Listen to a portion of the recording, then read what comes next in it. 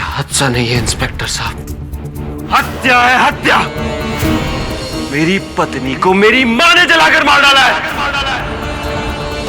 एक औरत होकर दूसरी औरत, वो भी अपनी बहू, उसको आपने जिंदा जला डाला। मैंने सपने में भी नहीं सोचा था कि मुझे उस घर में रोकने के लिए आप इस हद तक गिर जाएंगी।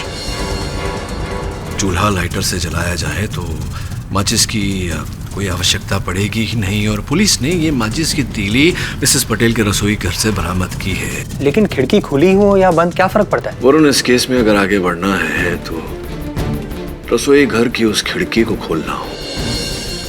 What? खिड़की खुली थी, लेकिन घर वालों का तो कहना है कि शायद खिड़की बंद थी। शायद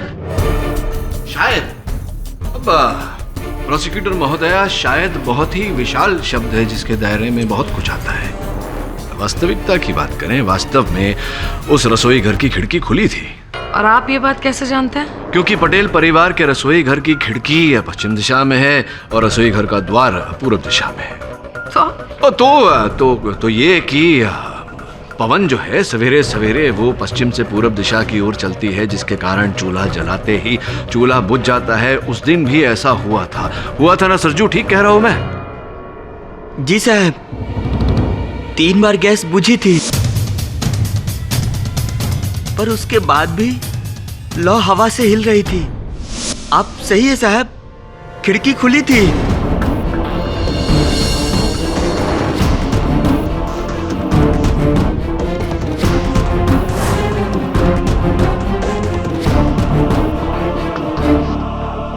ओके, पाठक साहब मान लेते हैं कि खिड़की खुली थी, लेकिन खिड़की पर कोई था नहीं जो देखे कि अंदर क्या हो रहा है। सही कह रही हैं आप कि खिड़की के बाहर जो था उसने केवल देखा नहीं कि अंदर क्या हो रहा है, बल्कि जो हुआ उसका कर्ता धर्ता भी वही है।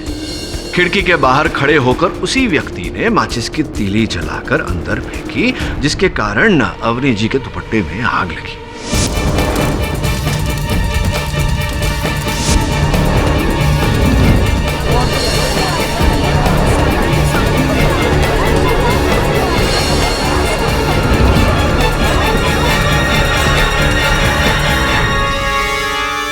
Are you serious? सोचिए जरा पाठक साहब, अवनी और खिड़की के बीच में कम से कम 10-12 फुट का तो फासला होगा। जी होगा। तो फिर इतनी दूर से माचिस आकर लगेगी और अवनी के कपड़ों में आग लग जाएगी, दूरी बहुत ज्यादा नहीं है? नहीं, हम तो स्कूल में क्या करते थे। अच्छा, आप नहीं कर सकती? आप भी कर सकती हैं, कोशिश कीजिए। देखिए पाठक साहब, सिर्फ आपकी तसल्ली के लिए So sweet. मैं ट्राई करके देखूंगी कि माचिस जाती है कि नहीं इतनी दूर। माचिस ओ, आप पीते नहीं? हाँ जी। सरजू भी था होगा। सरजू, माचिस नहीं। देखो, तुम्हारे मुंह से बीड़ी की बदबू आ रही, माचिस जेब में होगी, देखो। Come on. सिर्फ आपकी तसल्ली के लिए पाठक साहब। जी। ट्राई करती हूँ, मैंने कभी किया नहीं।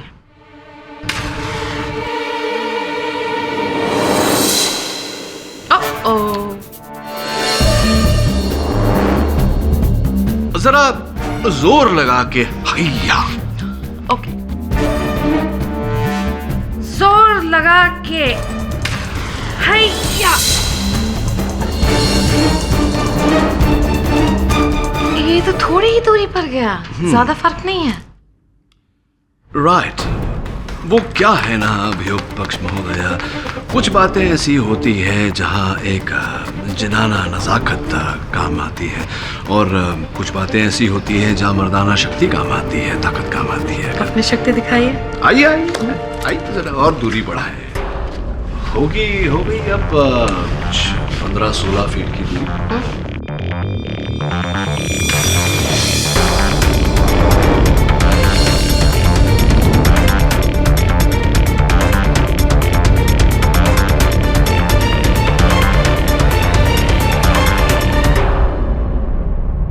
योर ऑनर, इसी प्रकार संभव होता है 2 पात्रों की कहानी में तीसरे पात्र का आना, जिसने खिड़की पर खड़े होकर माचिस की तीली उड़ाई, जिसके कारण अवनी जी के दुपट्टे में आग लगी और आग लगने से उनकी मृत्यु हुई।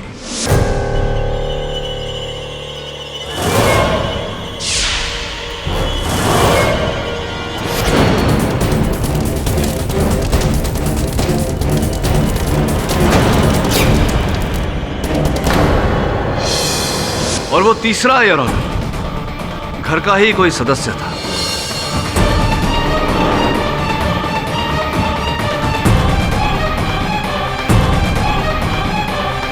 सरजू, वैसे तुम भी तो उस दिन सरजू घर ही में थे। नहीं साहब, नहीं मतलब हाँ। हाँ या ना? मतलब हाँ, हाँ। हम घर में थे पर रसोई के पास नहीं थे। हमारा इस कांड में जरा भी हाथ नहीं है साहब। नहीं, रोना मत सरजू। ये बताओ कि वो जो मिट्टी का तेल तुम लाए थे, घासलेट, केरोसिन, तुम्हें पूरा विश्वास है कि तुम्हारी मालकिन ने ही तुम्हें कहा था, जिस बिना पर तुम अपनी मालकिन पर शक भी कर रहे हो, संदेह भी कर रहे हो, इन्हीं ने कहा था तुम्हें लाने? जी हाँ।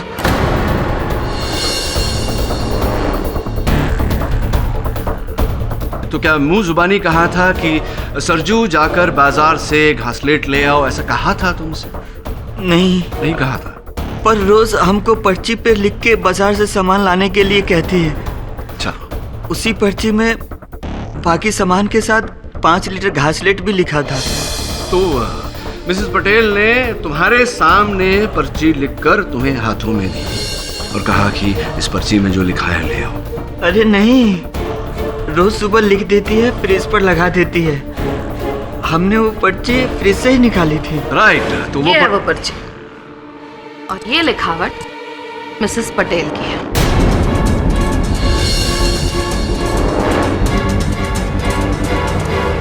क्या बात है अभियोग पक्ष महोदय, आपने मेरे मन की बात पढ़ ली। मैं बस सरजू भाई से पूछने ही वाला था कि वो पर्चा है कहाँ, और आपने। बहरहाल जो भी हो, शक्कर 2 किलो, चाय पत्ती 500 ग्राम, आलू 2 kg, प्याज 2 kg, घासलेट 5 लीटर, ये आपकी लिखावट है मिसेस पटेल? जी हाँ, पर ये आखिर में जो घासलेट, ये मैंने नहीं लिखा है। झूठ मत बोलिए मिसेस पटेल। क्रोधित क्यों हो रही है? अभी दूध का दूध, घासलेट का घासलेट हो जाएगा। अरे पाठक साहब, ये क्या कर रहे हैं आप? अरे देखिए, आप सबूत को इस तरह से मिटा नहीं सकते, प्लीज। ओफो। मैं सबूत के साथ खिलवाड़ नहीं कर रहा, मैं सबूत को उभार रहा हूं। कहने का तात्पर्य मेरा ये है कि आप इस पर्चे को देखिए। पहली जो 4 आइटम है, शक्कर, चाय पत्ती, आलू और प्याज, ये अभी भी यूं ही बरकरार है, किंतु ये आखिरी आइटम घासलेट, ये थोड़ा सा फैल गया है, धुंधला होने लगा है योर ऑनर।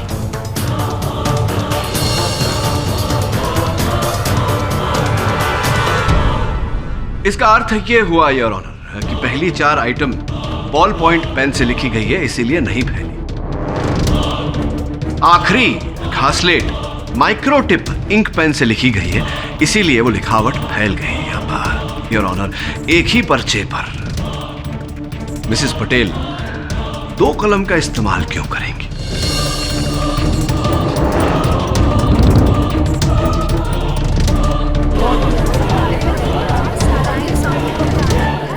दो कलम यानी कि 2 व्यक्ति, एक मिसेस पटेल और दूसरा वो जो मिसेस पटेल को फंसा रहा है इस केस में। हम नहीं, हमको तो लिखना भी नहीं आता है, और नहीं दुलारी को। तो फिर बचा कौन? मिसेस पटेल को जो भी फंसा रहा है वो कौन है फिर? उनका अपना पति, उनका अपना बेटा, उनकी अपनी बहू। पाठक साहब जरा सोचिए, कोई अपना इन्हें फंसाने की कोशिश क्यों करेगा? घर का अपना ना सही, घर का कोई पराया। योर ऑनर, मैं मिस्टर प्रमोद कदम को कटघरे में बुलाने की अनुमति चाहता हूँ। इजाजत है। प्रमोद जी, आप अवनी जी के बहुत पुराने मित्र हैं, कॉलेज के दिनों के। जी, बट एक्चुअली सर, मेरी बहन सविता अवनी की बेस्ट फ्रेंड थी। आपकी बहन सविता अवनी की बेस्ट फ्रेंड थी, तो फिर क्यों अवनी के मृत्यु से पहले और मृत्यु के बाद उनके मोबाइल फोन पर आपके नंबर से किए गए अनेक कॉल दर्ज हैं? क्यों ऐसा?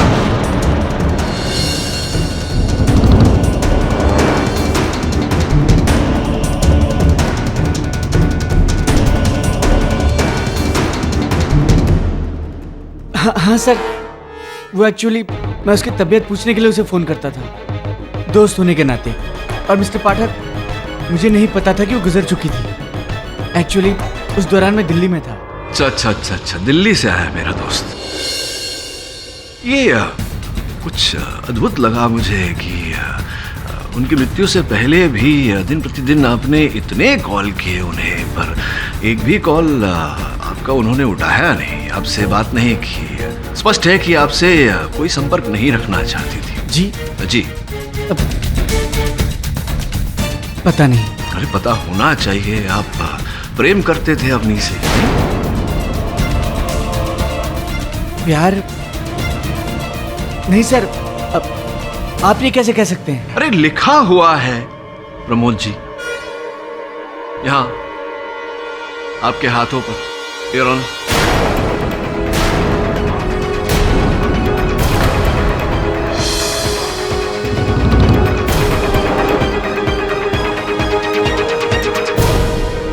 बताइए, जिससे प्रेम न करें उसका नाम क्यों गुदवाए हाथों पर?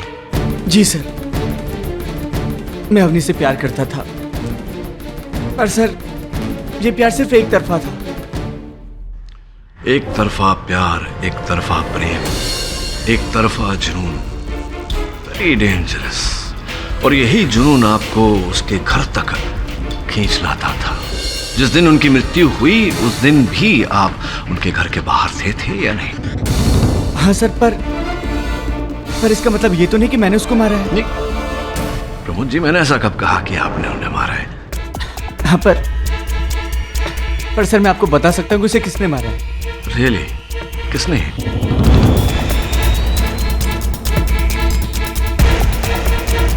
एक्चुअली सर, अवनी मेरी बहन सविता को अपने घर की सारी प्रॉब्लम्स बताती थी, और एक दिन मैंने सविता को कहते सुना, अवनी प्लीज तुम रोना बंद करो। तुम ऐसे हिम्मत हारोगी तो फिर शरद का क्या होगा? एक बार तुम लोगों का अलग फ्लैट हो जाए, फिर तुम्हारी सास ठीक हो जाएगी और उसके ताने भी बंद। क्या तुम्हारे ससुर भी? मुझे तो लगा था कि वो तुम्हारे साथ है। पर अच्छा, कब? सर अवनी के पीछे उसकी सास ही नहीं बल्कि उसके ससुर भी थे।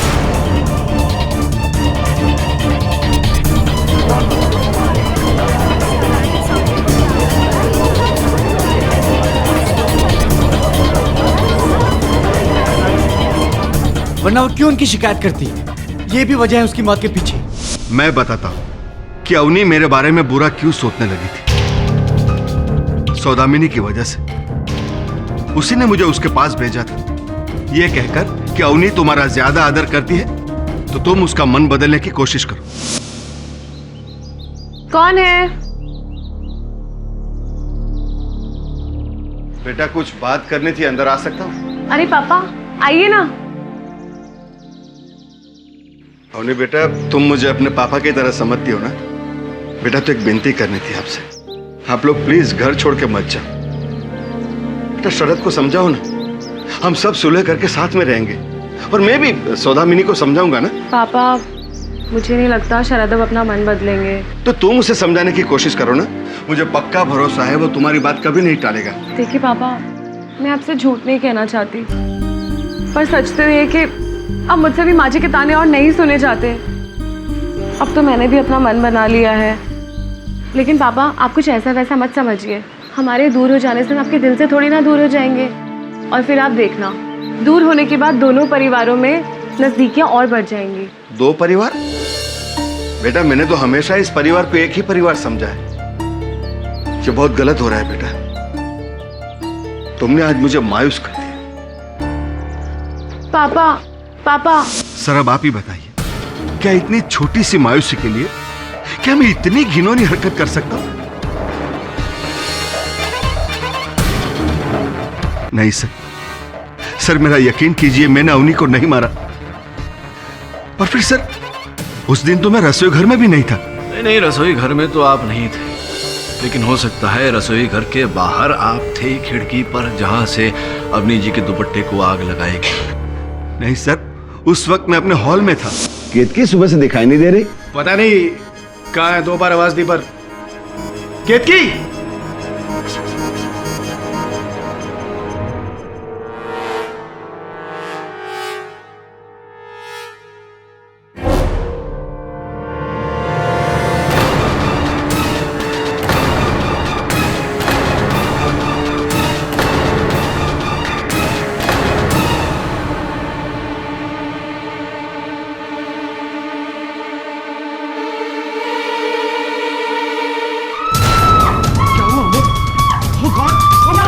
केडी साहब, मैं जब वहां पहुंचा तो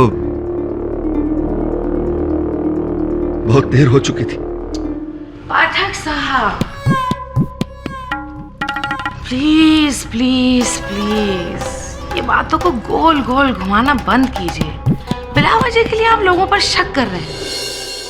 आप खुद कह रहे हैं ना कि अवनी के कपड़ों पर पहले से घासलेट था। So why are you not trying to prove के घासलेट आया कैसे, किसने डाला? अरे अद्भुत बात है मिस शर्मा, एक बार फिर से आपने मेरे मन की आवाज सुन ली। यही करने जाने वाला था मैं। पर चलिए, सलाह देने के लिए धन्यवाद।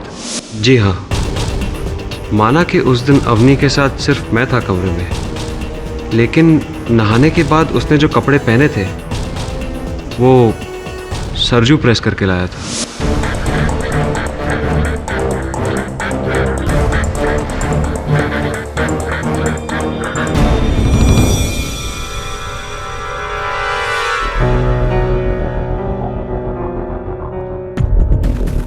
छोटे भैया, भाभी जी के कपड़े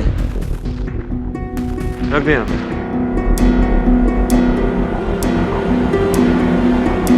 क्या बोल रहे हैं साहब? हमने जब अवनी भाभी के कपड़ों पर प्रेस मारी थी तो उन पर घासलेट का एक छींटा भी नहीं था, लेकिन बाद में हम बता नहीं सकते क्योंकि मेरे जाने के बाद केत की भाभी आई थी अपने कपड़े पर प्रेस करने। सरजू, तूने अपने कपड़े प्रेस कर लिए? हाँ भाभी। ठीक है, तो तू जा यहाँ से, मुझे अपनी साड़ी प्रेस करनी है। जा। आइए भाभी, हम कर देते हैं। कोई जरूरत नहीं है, पिछली बार तुमने मेरी साड़ी जला दी थी, इस बार मैं खुद ही प्रेस कर लूंगी। और हाँ, तुम्हें अमोद जी बुला रहे हैं, जा। अरे जा। पर जब हम ऊपर कमरे में पहुंचे तो बड़े भैया ने कहा नहीं बुलाए थे। हम वापस पलटे, नीचे उतरे और चले गए। भाभी, भैया तो बोल रहे थे कि हमको नहीं बुला रहे।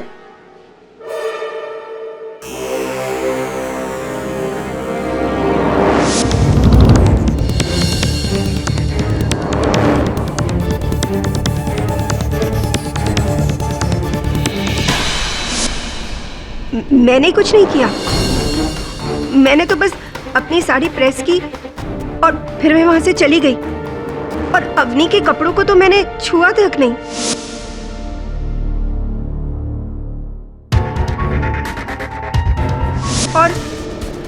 और शरद ने कहा ना आपसे कि अवनी के कपड़ों पर से घासलेट की कोई बू नहीं आ रही थी।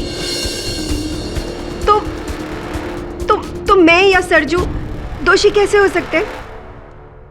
चलिए छोड़िए, ये बताइए कि जब अवनी अपने कमरे से बाहर निकल के रसोई की ओर जा रही थी तब आपकी वहां रास्ते में भेंट हुई थी, कोई बातें हुई थी अवनी जी के साथ?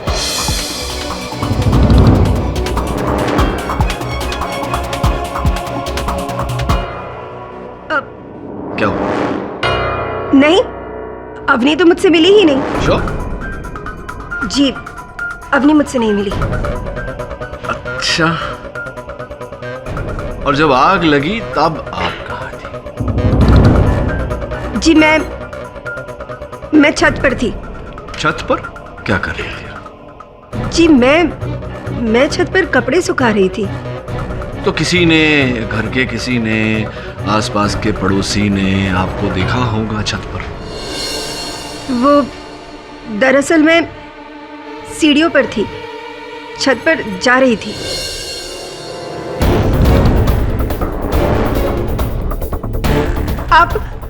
आप इस तरह क्यों घूर रहे हैं मुझे? अवनी मेरी छोटी बहन की तरह थी। उसके जाने से मुझ पर क्या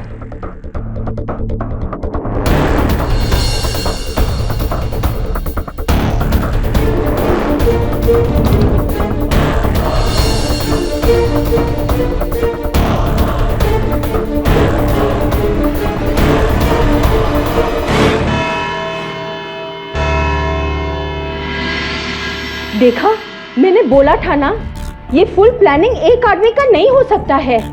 ये टीम वर्क है, गैंग, फैमिली गैंग। सास, ससुर और वो बड़ी बहू सबने मिलकर वो बेचारी छोकरी को मारा होगा।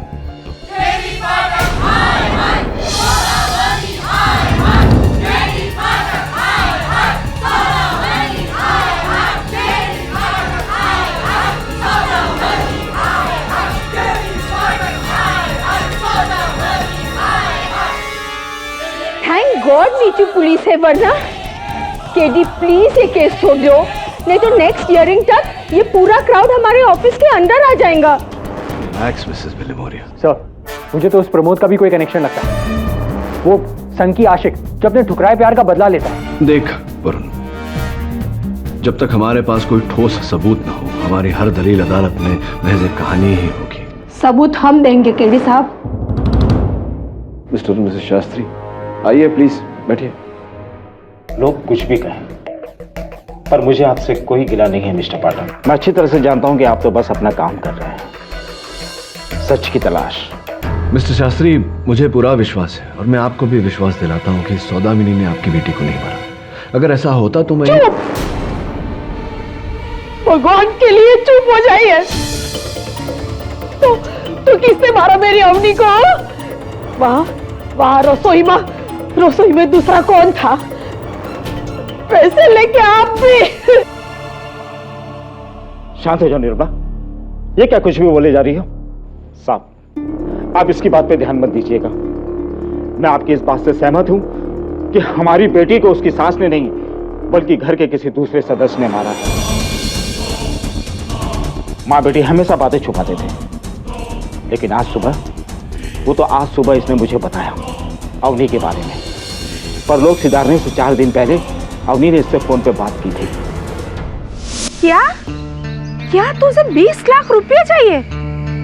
पर क्यों बेटा? अरे इतने पैसे मैं तुझे कहाँ से लाके दूं? माँ, वो जो बोरीवली वाला हमारा मकान बिका था, उसके पैसे जो लॉकर में रखे हैं 2 महीने के लिए उधार। अरे बेटा, वो तो तेरी छोटी बहन की शादी के लिए, लेकिन इतने पैसे की जरूरत किसको आन पड़ी? शरद को।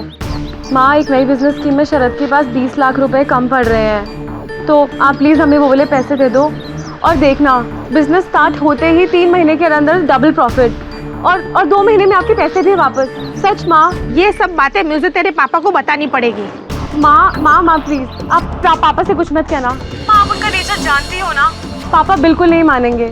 आप प्लीज बस एक काम करो, आप वो मुझे लॉकर से पैसे निकाल के दे दो बस। नहीं, बिल्कुल भी नहीं। मैं इतनी बड़ी बात तेरे पापा से नहीं छुपा सकती। अरे कहीं ना कहीं, कभी ना कभी तो ये सब बात उनको पता चल जाएगी ना। बहुत बड़ी मुश्किल हो जाएगी माँ, आप नहीं समझ रही हो। प्रॉब्लम तो कुछ और ही है। अरे क्या मैं नहीं समझ रही हूँ? और कौन सी प्रॉब्लम? और कौन सी दूसरी प्रॉब्लम आ जाएगी तुझे? बता बेटे।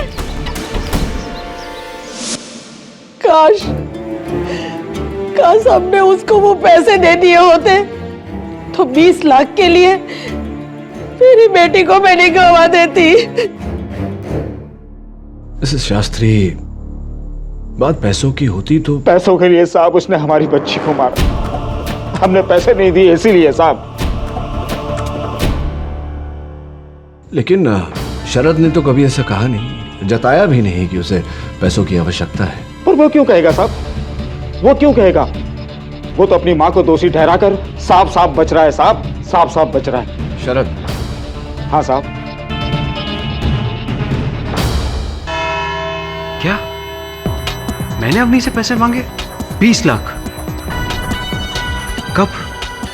और मैं क्यों मांगूंगा उससे?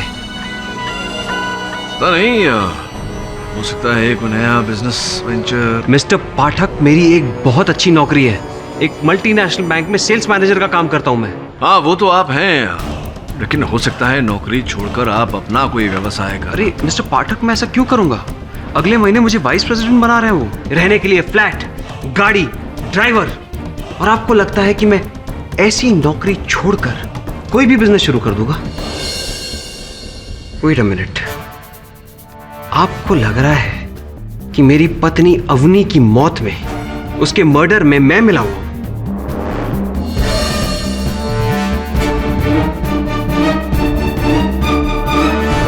जिस औरत के लिए मैं घर वालों से सारे रिश्ते नाते तोड़कर दूसरे घर में शिफ्ट होने जा रहा था, उसको मैं मारूंगा। वाह मिस्टर पाठक, वाह, सही सोचे आपके। आप ऐसा सोच भी कैसे सकते हैं? तो फिर क्या कारण हो सकता है कि आपकी पत्नी ने उनके घर वालों से झूठ बोलकर ये क्यों मंगवाए होंगे 20 लाख रुपए?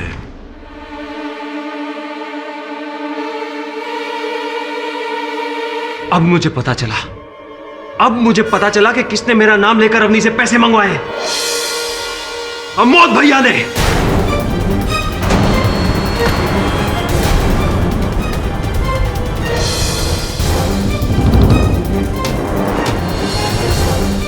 उन्हीं के ऊपर बाजार में 20 लाख रुपए की उधारी है। जब उनके खिलौनों का बिजनेस ठप हुआ था तब। जी, मैंने मार्केट से 20 लाख का कर्जा उठाया था एक छोटा मोटा बिजनेस शुरू करने के लिए, लेकिन फेल हो गया। और वो लोग मुझे धमकाते थे, मेरी रातों की नींद खराब हो गई। इस हालत में मैंने जाकर अवनी से बात की थी। 20 लाख? पर अमोद भैया, मैं कैसे मांगूंगी अपने घर वालों से 20 लाख रुपए? और कोई चारा भी तो नहीं अवनी। पापा से कह नहीं सकता, केतकी के घर से 6 लाख रुपए पहले से लेके बैठा हूं। अब बस तुम ही बचा सकती। मुझे तो जान से मारने की धमकी तक दे चुके हैं दिग्नेश भाई। क्या? लेकिन भैया मैं अपने घर वालों से कैसे बात करूंगी? वो लोग तो बहुत घबरा जाएंगे। मेरे नाम से तो वो मना कर देंगे। तुम शरद का नाम लो। शरद तुम्हारे घर का दामाद है, तुम्हारे माँ बाप उसकी मदद कर देंगे। ठीक है अवनी, प्लीज देखो, मुझे बचा लो, मेरी मदद करो। मैं बहुत परेशान हूँ, सच बोल रहा हूँ। मैं जान ले लूंगा, बस पैर छू रहा हूँ तुम्हारे। भैया प्लीज, आप ही क्या कर रहे हैं? सर, अवनी तो मेरी मदद करना चाहती थी, पर मैं उसकी मदद नहीं कर सका। पाठक साहब जी, इन सब बातों से अवनी की मौत का क्या लेना देना? सीरियसली, आई होप आप ये नहीं सोच रहे हो कि क्योंकि अवनी ने इनकी मदद नहीं की, नाकाम रही वो, तो गुस्से में आकर इन्होंने उसे जलाकर मार डाला। I mean that would be too ridiculous. बिल्कुल ऐसा नहीं सोच रहा मैं ये सोच रहा था कि आपके अनुसार सौदामिनी जी ने अपनी बहू को घृणा और जलन के कारण जलाकर मार दिया, तो फिर क्यों इसी सौदामिनी जी ने अपनी बहुओं के नाम 20 लाख रुपए की एफडी खोली थी?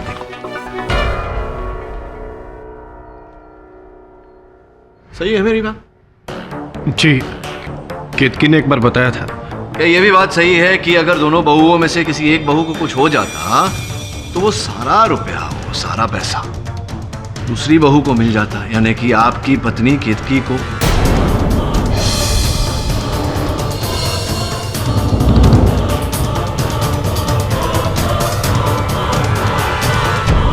सही है मेरी बात? जी। और फिर वो रुपया आप लेकर के बड़ी आसानी से ये जो ऋण आपके सर पर है जिग्नेश भाई का, वो चुकता कर देते हैं। नहीं, आप सच कह रहे हैं। माना कि अवनी की मौत से फायदा हुआ था, लेकिन हमने उसे मारा नहीं है। पर लाभ तो हुआ। वो लोग तो मुझे परेशान कर रहे थे, और वैसे भी उस दिन मैं रसोई घर में नहीं था, मैं अपने कमरे में था, जिग्नेश भाई से फोन पर बात कर रहा था। जिग्नेश भाई, देखिए, मैं धमकियों से डरने वाला नहीं हूँ। अरे आप भूले मत, जब आपने नया बिजनेस शुरू किया था सूरत में, तो मैंने ही आपकी हेल्प की थी। एमएलए से मैंने बात की थी आपकी।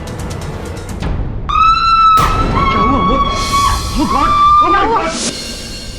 योर ऑनर, मिस्टर अमोद बिल्कुल सच कह रहे हैं, क्योंकि जब अवनी जल रही थी ये फोन पर बात कर रहे थे। ये रहे इनके फोन के रिकॉर्ड्स,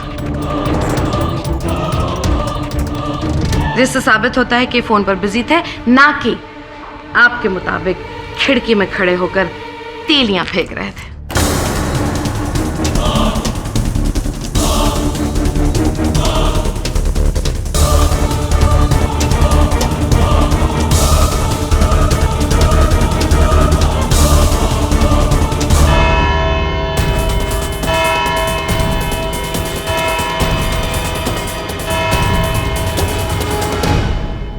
सर, मेरे पापा, मेरे भैया, मेरी भाभी, इनको मुझसे बेहतर कौन जानेगा। उनको अवनी से जितनी भी प्रॉब्लम हो, वो इस हद तक तो नहीं गिरेंगे कि वो उसे मार दे। ये काम सिर्फ और सिर्फ माँ कर सकती है, वही इस हद तक गिर सकती है। तो एक ही बार अपनी माताजी से मिलकर आपने ये फैसला कर लिया? सर, मैं 9 साल का था। I was 9 years old जब मुझे एक हनी बी ने काटा था। माँ ने गुस्से में आकर उस हनी बी का जो हाल किया था वो आप नहीं जानते। क्यों रो रहा है बच्चा? हाँ, रोते नहीं। देख, इसी ने तुझे काटा है ना? देख मैं इसका क्या करती हूँ।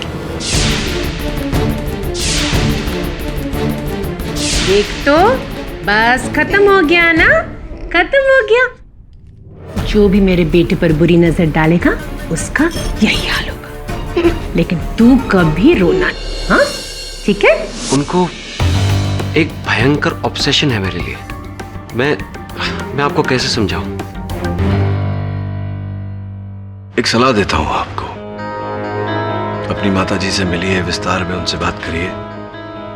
आपको भी विश्वास हो जाएगा कि अवनी को उन्होंने नहीं मारा।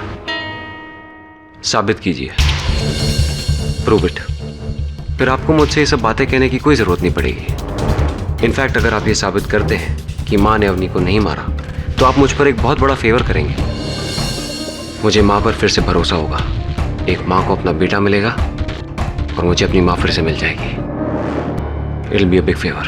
अब जिसने भी ये कांड किया है वो तो बहुत जल्द पकड़ा ही जाएगा। सत्य तो सामने आ ही जाएगा। No two ways about it. वो तो आप बेहतर जानते हैं। मैंने जो खोया है वो सिर्फ मैं ही जानता हूं। I'm sorry, I'm getting late for work. मुझे ऑफिस जाना है। ओके।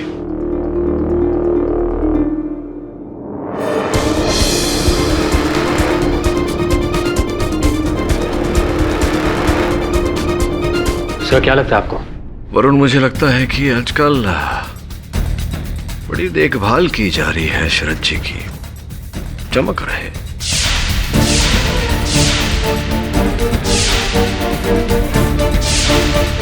मुझे एक बार फिर पटेल हाउस जाना होगा। वहां जाकर पता लगा कि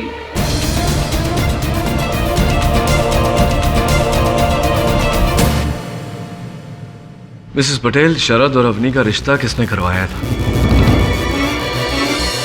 मैंने। पहले तो घर के सब लोग इस रिश्ते के खिलाफ थे, पर मुझे पूरा यकीन था कि अवनी से बेहतर बहू हमें मिल ही नहीं सकती। और शरद की क्या राय थी इस रिश्ते को लेकर? शरद भी पहले इस रिश्ते का खिलाफ था। क्यों? खिलाफ क्यों था? वो छोड़िए केडी साहब, बीती बातें हैं। बीती बातें दोहराने से शायद आप पर जो बीती है वो सुधर जाए मिसेस पटेल। बोलिए, क्यों खिलाफ था? शरद किसी और से प्यार करता था।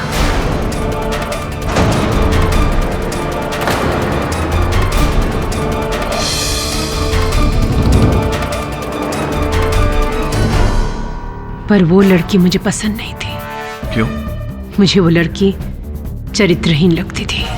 रेणुका में क्या खराबी है? अच्छा ही क्या है ये बता। ना कुछ आगे है, ना पीछे है, ना खानदान का था पता है, और तो और बड़ों से बात करने की तमीज भी नहीं। तुझे ध्यान है माँ से किस तरह से उसने गंदी तरह से बात की थी? शरद, वो लड़की तुम्हारे लिए ठीक नहीं है, बिल्कुल भी संस्कारी नहीं है। भाभी वो जैसी भी है मुझे पसंद है ना, मैं उससे प्यार करता हूँ और मैं उसी से शादी करूंगा। और ये बात आप माँ से कह दीजिए। देख शरद, माँ के रहते हुए तो वो लड़की इस घर में आ नहीं सकती। तू जानता है ना माँ को, वो बहुत जिद्दी। अगर माँ जिद्दी है तो मैं कम जिद्दी नहीं हूँ। मैं घर छोड़कर चला जाता हूँ। तू माँ बाप को छोड़ देगा एक लड़की के लिए? पर मुझे बहुत खुशी हुई थी जब शरद ने मेरी बात मान लिया। भैया, मैं अवनी के साथ शादी करने के लिए तैयार हूँ।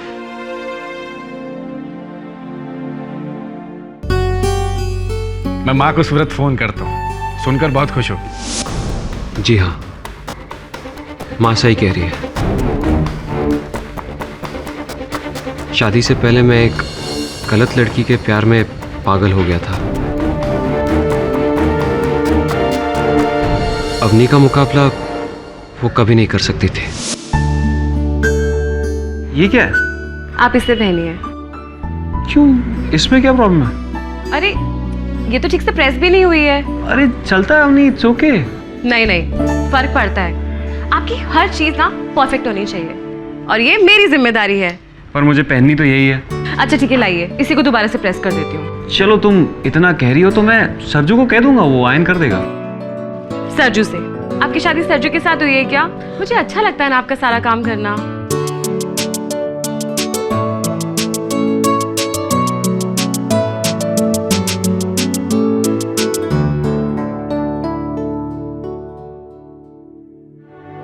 आई माँ जी। अवनी, ये थैंक गॉड कुछ हुआ नहीं तुम्हें। ओके, तो अब आपका ब्याह के बाद उस गलत लड़की से कोई संपर्क नहीं रहा? जी नहीं, अब शादी से पहले मैंने रेणुका से सारे संबंध तोड़ दिए थे। सारे संबंध आपने तोड़ दिए? जी। वैसे मिस्टर पटेल, सुना है मैंने कि आजकल आप अपने घर में नहीं रह रहे।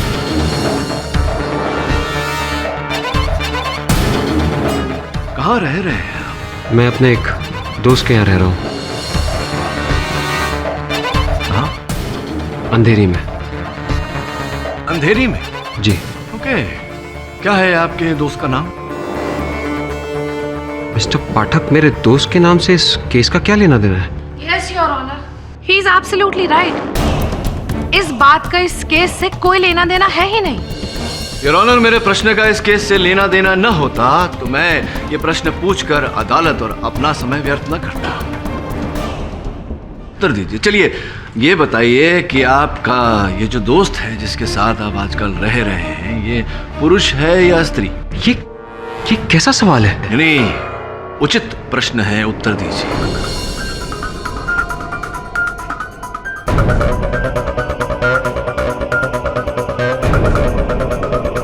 पुरुष है, अरविंद ठक्कर। झूठ क्यों बोल रहे हैं आप मिस्टर पटेल? क्योंकि आजकल आप अंधेरी में अरविंद ठक्कर के साथ नहीं, मलाड में रेणुका श्रॉफ के साथ रह रहे हैं।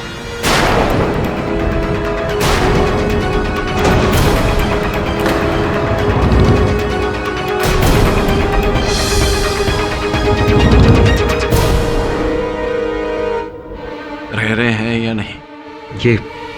ये आप कैसे कह सकते हैं? क्योंकि मिस्टर पटेल, उस दिन जब आप मेरे दफ्तर पधारे थे तो नया शर्ट, जेब में नया रुमाल, जूते बिल्कुल चमकते हुए, हाथ में घर के खाने का टिफिन। अब आप ही बताइए, जिसकी पत्नी का हाल ही में स्वर्गवास हुआ हो, क्या उस व्यक्ति की मानसिक स्थिति इतनी नियंत्रित होगी? आपकी बल्कि नियंत्रित ही नहीं, सुधारी हुई थी मानसिक और शारीरिक स्थिति। ऐसा तो तभी होता है जब एक व्यक्ति जीवन में सफलता पाता है, प्रेम की चमक का लौ।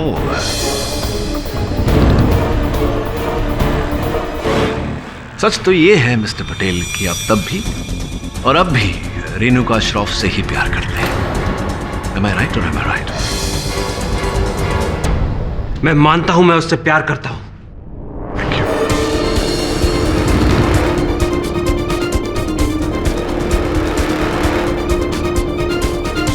और अब मैं उससे शादी भी करना चाहता हूं। मिस्टर मिस्टर पाठक, ये मेरा ज्यादती मामला है। उसका अवनी की मौत से कोई लेना देना नहीं है। लेना देना है मिस्टर पटेल, लेना देना है, क्योंकि आप अब नहीं हमेशा से रेणुका से ही प्यार करते थे, उसी से शादी करना चाहते थे। लेकिन जब आपकी माता जी ने इस संबंध का विरोध किया, तब आपने इनका खेल इन्हीं पर पलटा। आपने इनकी पसंद की हुई लड़की अवनी से शादी की और सोचा कि 6 महीने में इसे मार कर रास्ते से हटा देंगे और उस हत्या का आरोप माताजी पर डालेंगे ताकि वो भी रास्ते से हट जाए।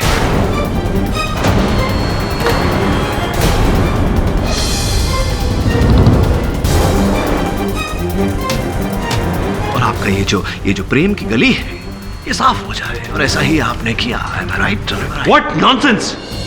अगर मुझे रेणुका से शादी करनी होती तो मैं पहले ही घर छोड़ देता। हाँ, घर छोड़कर चले जाते, लेकिन ऐसा करने से आप अपने बाप की करोड़ों की जो इज्जत है उससे भी तो बेदखल हो जाते। आपको दोनों चाहिए,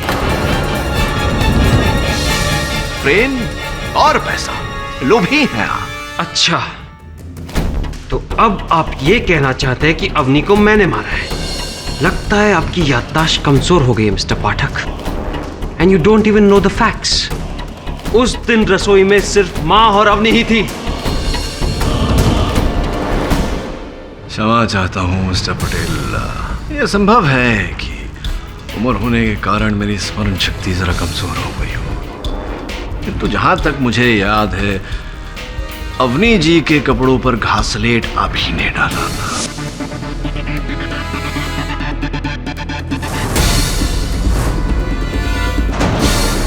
क्योंकि वो नहा कर गीले बदन बाहर निकली थी, वो अपने कपड़ों पर लगी घासलेट को महसूस नहीं कर पाई। और उनकी नाक बंद थी, इसीलिए केरोसिन की बू भी नहीं सूंघ पाई।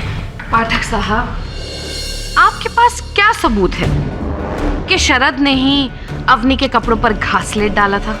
शर्मा, ताज्जुब हो रहा है मुझे। ये तीसरी बार इस केस के दौरान आपने मेरे मन की आवाज सुन ली। मैं बस सबूत की बात ही करने वाला था। सबूत है ये दिया।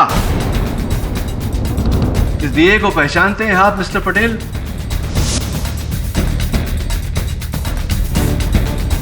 ये मेरे मंदिर का दिया है। तो आपके मंदिर का दिया है ये। आपने अपने कथन में 1 बार नहीं, 2 बार नहीं, 3 बार कहा है कि जिस समय अवनी नहाकर बाहर निकली, आप अपने कक्ष में, अपने मंदिर में दिया जला रहे। हाँ, तो ये मिस्टर पटेल के उसके बाद अवनी को आग लगी, आप अवनी को अस्पताल लेकर गए, अपनी मां को दोषी ठहराया, अपने घर वालों से लड़कर आपने घर छोड़ा। उस समय में न उस समय के बाद किसी ने आपके मंदिर को या आपके मंदिर में रखे दिए को छुआ, इसीलिए फॉरेंसिक्स ने उस दिए पर आपकी उंगलियों के निशान पाए। अब शर्मा पूछने वाली हैं कि दिए पर आपकी उंगलियों के निशान होना क्या बुरी बात है, जबकि आपने स्वयं कहा है कि आप दिया जला रहे थे। कोई बुरी बात नहीं है तब तक जब तक कि फॉरेंसिक्स उंगलियों के निशान के साथ साथ, योर ऑनर, घासलेट की ट्रेसेस न पाए। किंतु यहां फॉरेंसिक्स ने घासलेट के ट्रेसेस पाए।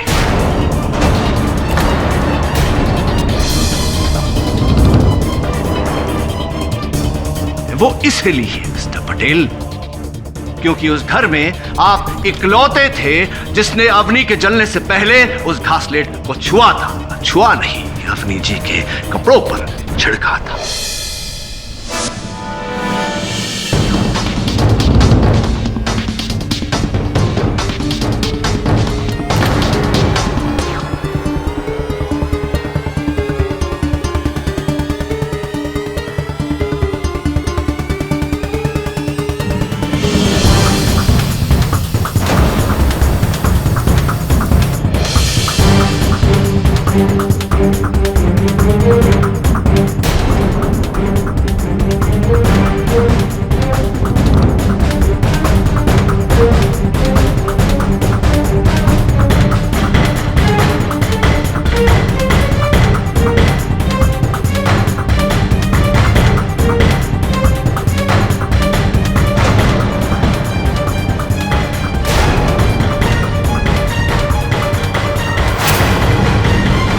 चल क्या रहा है?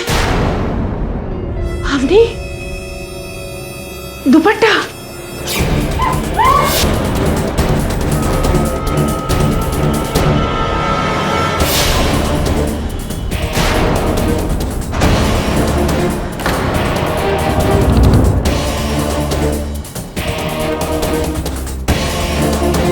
मेरे इतना कुछ कहने के बाद भी आप चुप हैं।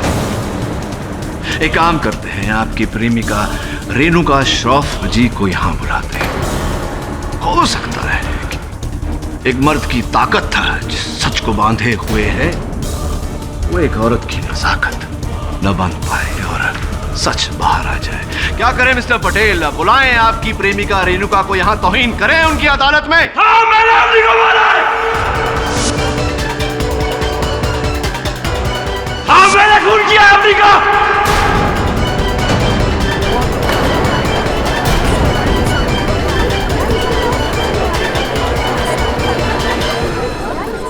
मैंने अम्मी को मारा और अपनी माँ को भी मैंने ही फंसाया। वो कास्लेट को नोट लिखकर ये सारा प्लान रेणुका का, इसमें मेरा कोई हाथ नहीं, उसी ने मुझे कहा था ये सब करने के लिए। माँ हम दोनों की शादी के खिलाफ है, बल्कि उन्होंने तो एक लड़की भी पसंद की है मेरे लिए। मैं वो घर छोड़ रहा हूँ रेणुका। ये बेवकूफी तुम नहीं कर सकते हो शरद, क्योंकि जिस दिन तुमने वो घर छोड़ा उसके अगले ही दिन वो लोग प्रॉपर्टी में से तुम्हारा नाम कटवा देंगे। कटवाने दो, मेरी सैलरी काफी हम दोनों के लिए। आजकल की नौकरी का क्या भरोसा, और क्या तुम्हारा जॉब तुम्हें वो लाइफस्टाइल दिला सकता है जो तुम्हारे पापा का बिजनेस दे रहा है? तुम उनके खिलाफ नहीं जा सकते। तो तुम क्या चाहती हो रेणुका, कि मैं अपनी माँ की पसंद की हुई लड़की के साथ शादी कर लूं? हाँ, क्या?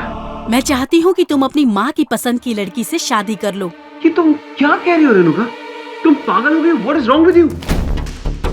मैं पागल नहीं हुई हूँ शरद, मैं जो कह रही हूँ वैसा करो। अपनी माँ की पसंद की लड़की से शादी कर लो। वो क्या नाम है उसका? अवनी। अवनी।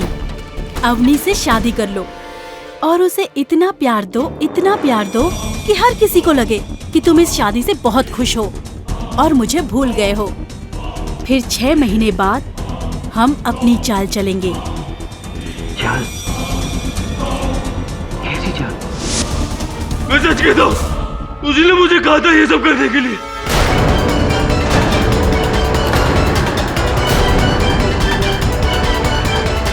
उसी ने मुझसे कहा था कि तुम अपनी माँ की पसंद की लड़की से शादी कर लो। मैं सच कह रहा हूँ, मैं अपनी माँ की कसम खाकर कहता हूँ, उसी ने मुझसे कहा था। उसने कहा था कि ऐसे जताना कि तुम मुझसे बहुत प्यार करते हो, ताकि जब असल कांड हो किसी को मुझ पर शक ना हो। क्या? ये तुम क्या कह रही हो रेणुका? मैं अवनी को मारकर उसके खून का इल्जाम अपनी माँ पर डाल दूं? इससे बेहतर उपाय और नहीं हो सकता है शरद। अगर तुमने अवनी को छोड़ भी दिया ना, तो तुम्हारी मदर मुझे कभी एक्सेप्ट नहीं करेगी। इसलिए मेरे आने से पहले तुम्हें अवनी के साथ अपनी माँ को भी उस घर से निकालना होगा। मेरी और अवनी के बीच में तो तुमने बिल्कुल सही फैसला किया है, लेकिन अब तुम्हें अपने प्यार और अपनी माँ के बीच में से किसी एक को चुनना है। तो बोलो, क्या चाहते हो, अपनी माँ को या मुझे? लेकिन रेणुका, मैं अवनी को कैसे मार सकता हूँ? मैं बताती हूँ। सास बहू की सदियों पुरानी दुश्मनी का फायदा हम उठाएंगे, अवनी को जिंदा जलाकर, और उसका सारा इल्जाम होगा तुम्हारी माँ पर। और फिर कुछ महीनों बाद हम दोनों शादी कर लेंगे और मैं तुम्हारे घर में बहू बनकर आ जाऊंगी। फिर मैं तुम्हारी, घर तुम्हारा, जायदाद तुम्हारी और जीत तुम्हारी। बोलो शरद, तुम क्या कहते हो? मैं सच कह रहा हूँ, मैंने कुछ नहीं किया सर, मैंने कुछ नहीं किया, मैंने कुछ नहीं किया सर, प्लीज, मैंने कुछ नहीं किया सर, मैंने कुछ नहीं किया। मिस्टर पटेल, प्रेम से तो रिश्ते जोड़े जाते हैं। आपने प्रेम की खातिर हर रिश्ता तोड़ दिया। उम्मीद करता हूं कि आप आगे प्रेम करने वालों के लिए उदाहरण बने। तो डिफेंस रेस्ट योर ऑनर। ये अदालत शरद पटेल के इकबाल जुर्म के बाद शरद पटेल और रेणुका श्रॉफ को गिरफ्तार करने का हुक्म देती है और मिसेस सौदामिनी पटेल को इस केस से बाइज्जत बरी करती है। The case is closed.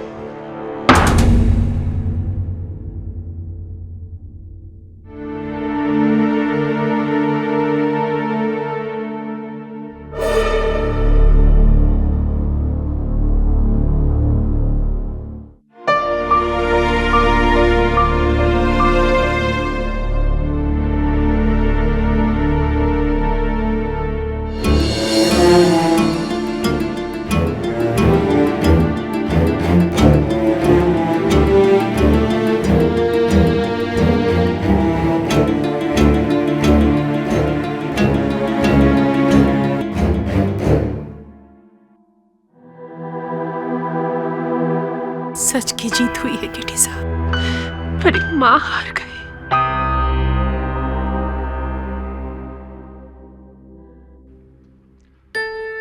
जन्म के बाद कुछ ही वर्ष बच्चा मां की गोद में रहता है, उसके बाद सदा मां के दिल में रहता है। इस दिल को मत तोड़िए, प्रॉमिस।